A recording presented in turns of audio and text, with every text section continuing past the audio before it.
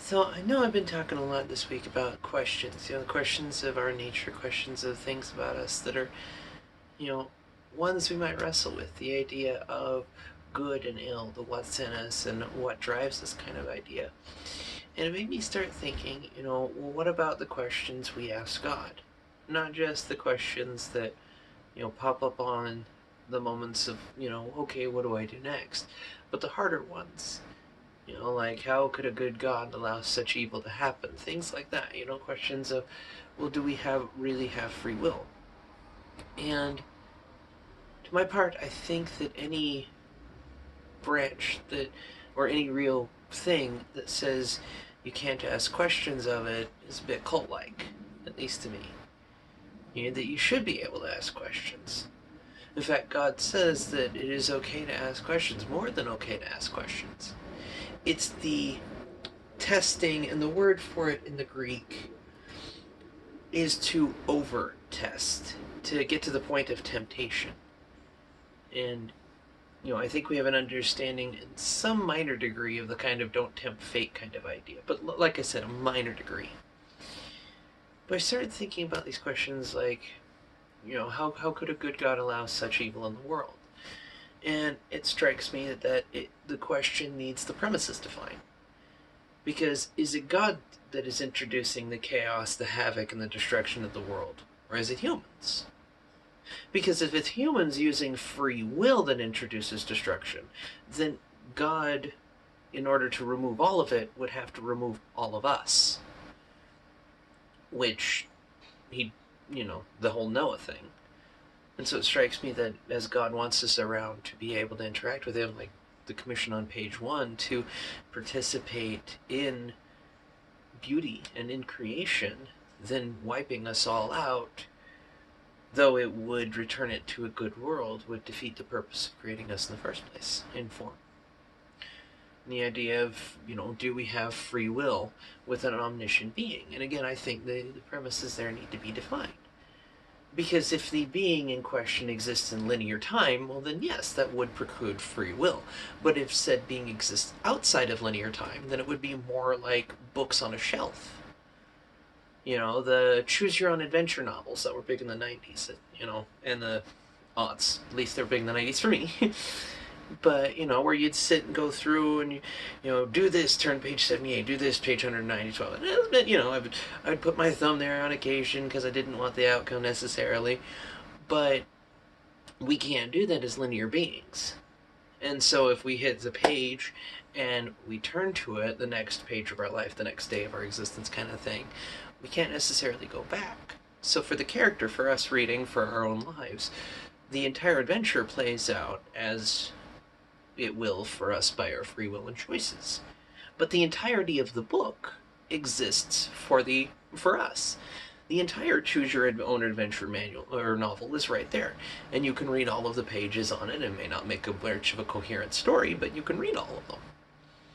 I would, at least from my understanding of it, see God as much the same.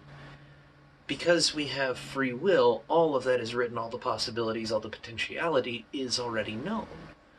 But it is our existence through it that gets that opportunity. So to me, questions like the whole free will thing are there.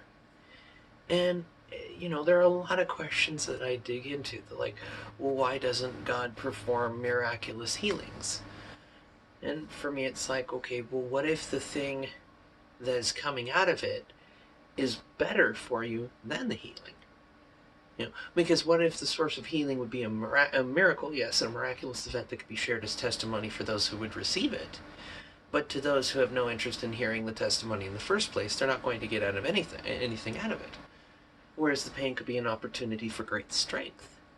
Not just internally, but on a deeper level, so that the next person who is suffering through that kind of defeat or that kind of hardness, the blessing, for one, is able to pass on to another. We're able to rise by lifting each other.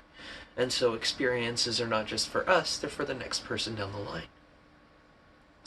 And it made me start questioning things of, like, what about freedom, like we talked about earlier? And or justice. and it strikes me, it's like, how can a God be just and how could a God be fair and mercy and all this makes sense? And, and it seems paradoxical, but again, defining the parameters. Justice is mercy. Not just and what I mean is that in order to fully be able to have justice, one must be able to take the whole person, the whole event. Because, as an example, for driving down the road, somebody cuts you off.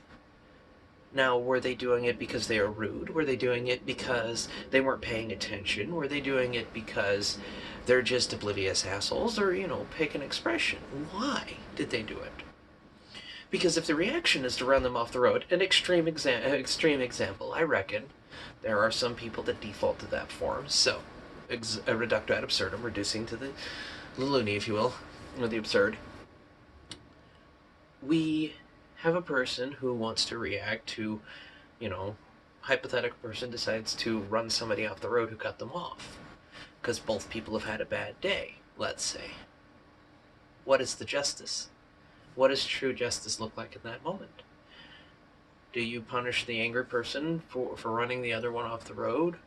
Do you punish the person for... And that's where the minutiae gets a little gruggy, and where justice and mercy have to combine to each other. Because if a person is truly repentant, truly wanting to be forgiven of what they do, or what they did, and wanting to change it, because repent just means turn around. And it's $10 Bible word that kind of thing. But if it's to turn around from what we're doing, and a person truly is wanting to turn from a certain behavior, a certain pattern, a certain lifestyle, then justice must accept that fact and implement for it. Because then justice is mercy on the fact that they want to turn around. And so it's not two counterweights, it's one state. To be truly justice or justified is to have that mercy. Because the relationship is what is wanted, not the edicts and dictums. And it made me start thinking about what it is to do things in love. What it is to live in a way that is loving. And then granted, there is the love is patient, love is kind, love is tender, long suffering, all these different love is. What is it to look like that? What is it to live that? Because if love is patient, that means we have to be willing to accept the person as the whole being and take pause to look at what might be causing the event in the first place. If love is kind, then it is to understand that persons are not the same. And so a little bit of mercy must be offered and able to truly understand each other. If love is able to endure all things, how? And I think that gets into the idea of what kind of love is it?